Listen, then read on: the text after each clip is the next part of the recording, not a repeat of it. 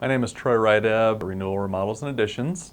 We're in Puyallup, Washington, and we specialize in home remodeling. When we first got the email that they're going to have a seminar in Seattle, my first response is, I don't have time for this. But something just said you need to go, so I decided to go to the class. Jaw drop. We had a pretty good handle from a macro perspective of estimating, but what they helped us to realize was the tiny details can add up to a lot in the sales process when you're not paying attention. The labor burden is definitely eye-opening. You don't see all those little parts and components that kind of go into an hourly rate for a specific employee.